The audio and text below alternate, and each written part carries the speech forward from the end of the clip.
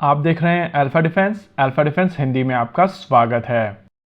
पिछले कुछ दिनों से आप में से बहुत सारे लोगों की तरफ से मेरे साथ में यूपीएससी वाले वीडियोस शेयर किए गए हैं और इन यूपीएससी वाले वीडियोस में कोई डीआरडीओ को फेलियर कह रहा है, कोई जीटीआरई को फेलियर कह रहा है, कोई इसरो और डीआरडीओ को कंपेयर कर रहा है। मतलब हर तरीके के वीडियोस पिछले कुछ दिनों में मुझे दिखाए गए हैं और मैं इनिशियली इस वीडियो को बनाने की बिल्कुल भी मूड में नहीं था। लेकिन जब बात आती है एजुकेशन बिजनेस की तो हर एक कंटेंट क्रिएटर की एक रेस्पॉन्सिबिलिटी होती है और मैं हम्बली आप सभी से रिक्वेस्ट करूंगा कि व्यूज के लिए इस तरीके के वीडियोस प्लीज ना करें, क्योंकि जो आपकी टारगेट ऑडियंस है वो अगर गलती से यूपीएससी क्लियर कर लेगी तो बाद में वो जाकर डिसीजन मेकिंग पैनल में बैठेगी और इस तरीके के आधे अधूरे ज्ञान के साथ में जब वो डिसीजंस लेंगे तो नेचुरली वो डिसीजंस गलत होंगे।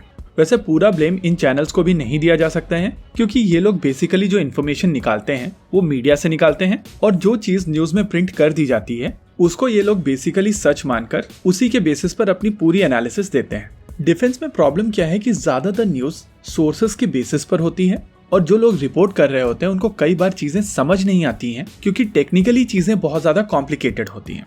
अभी आपकी स्क्रीन के ऊपर 2018 की द हिंदू की एक रिपोर्ट है जहां पर आईएनएस अरिहंत को डूबा हुआ बता दिया गया था, लेकिन बाद में पता चला कि ये न्यूज एक फेक न्यूज थी। मीनवाइल यूपीएससी वाले चैनल्स की तरफ से इंडियन नेवी के सारे एक्सीडेंट्स गिना दिए गए थे। कुछ लोगों ने इंडियन नेवी को अनप्रोफेशनल बता दिया था, कुछ लोगों ने तो 2-4 स्टेप आगे जाकर न्यूक्लियर कंटेमिनेशन भी समझा दिया था। एनीवेज, वापस आते हैं डीआरडीओ के ऊपर, लेकिन उससे पहले बात कर लेते हैं चंद्रयान की। जिस दिन चंद्रयान लॉन्च किया गया था उस दिन बहुत सारे लोगों की तरफ से चंद्रयान की कॉस्ट आदि पुरुष मूवी के साथ में कंपेयर की गई थी और लोगों की तरफ से कहा गया था कि इसरो ने बहुत ही कम कीमत में इस मिशन को कंप्लीट किया है। चंद्रयान 3 का टोटल बजट 615 करोड़ का था और आदि पुरुष 700 करोड़ की बनाई गई थी। ये बात सच है कि चंद्रयान 3 कंपैरेटिवली कम बजट में लॉन्च कर दिया गया था, लेकिन कभी आपने सोचा है कि इतने कम बजट पर इसरो ये काम कैसे कर पाया था? कभी आपने ये भी सोचा है कि इसरो जो रॉकेट्स बनाता है उसके कंपोनेंट्स कहाँ से सोर्स किए जाते हैं?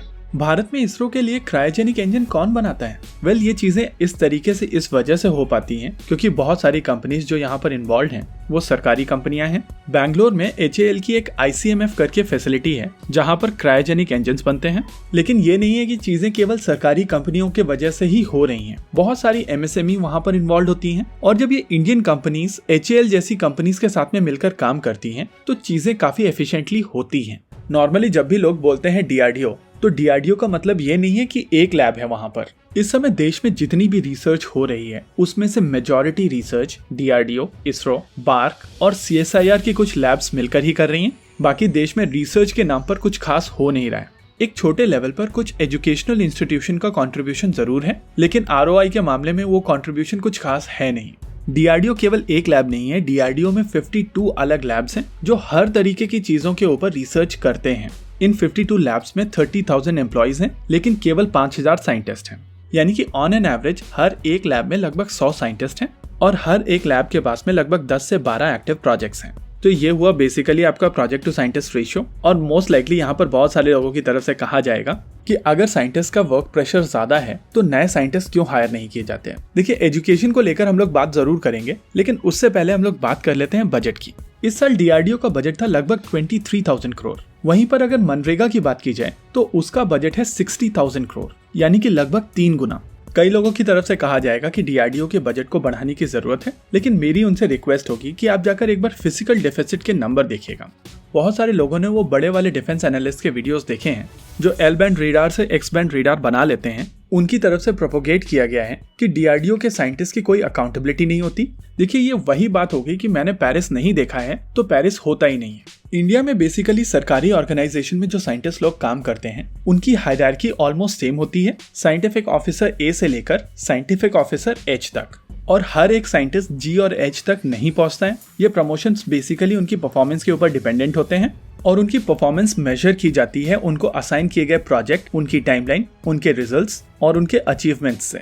देखिए, रिसर्च का एक नेचर होता है और कई बार रिसर्च के दौरान जो आपके डिजायर्ड रिजल्ट्स होते हैं वो उतने समय में नहीं आते हैं, लेकिन इसका इम्पैक्ट पड़ता है उन लोगों के ऊपर जो उस प्रोजेक्ट में इन्वॉल्व होते हैं। वैसे ये जो जीटीआरई वाली बात बार बार की जाती है, जहाँ पर बार बार कावेरी इंजन को एक फेलियर इंजन बताया जाता है, उनको रिसर्च बिल्कुल भी समझ में नहीं आती है। ये बात सच है कि कावेरी इंजन LCA तेजस में जाना था, लेकिन ये डिजायर्ड रिजल्ट्स नहीं दे पाया।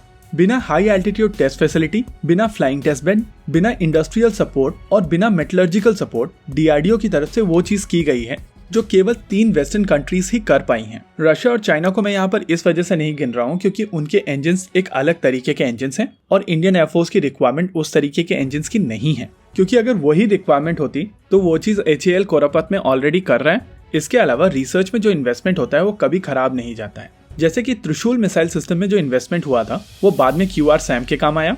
निशांत और ऐरावत में जो इन्वेस्टमेंट हुआ था वो बाद में नेत्रा एवैक्स के काम आया। कावेरी का investment dry Kaveri, short turbo fan engine और अर्जुन टैंक में यूज होने वाले टर्बो चार्जर में काम आ रहा है। मैं यहाँ पर किसी को ब्लेम नहीं करूंगा, लेकिन जब भी हम लोग डीआरडीओ के ऊपर कमेंट करते हैं तो उन लोगों को बेसिकली इस ऑर्गेनाइजेशन के बारे में बहुत ज्यादा जानकारी नहीं होती है और मैं लोगों की ये इनोसेंस समझ सकता हूँ, क्योंकि मीडिया में जो इमेज प्रोजेक्ट की जाती है नॉर्मली वही घूम फिर के चारों तरफ प्रिंट की जाती है, वही वीडियोस में आती है और वही हम लोग पढ़ते हैं। मीडिया से मेरी एक हम्बल रिक्वेस्ट है कि जब आप डीआरडीओ को जज करते हैं तो कम से कम बीटेक लेकर आइए।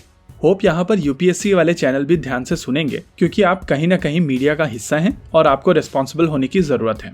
ओवरऑल मैं यहाँ पर एक चीज और कहूंगा कि जब भी कोई कमेंट पास करता है डीआरडीओ के ऊपर, उनसे मैं रिक्वेस्ट करूंगा कि एक बार अपनी CV के ऊपर आप नजर डालिए और फिर वो कमेंट दोबारा लिखिए, क्योंकि आप सभी को याद होगा कि बैनर्जी साहब ने क्या कहा था। बैनर्जी साहब अपने स्पेशल ऑप्स वाले, लेस कॉम्पिटेंट शुड नॉट जज मोर कॉम्पिटेंट, ये याद रखने वाली चीज है। जय हिंद।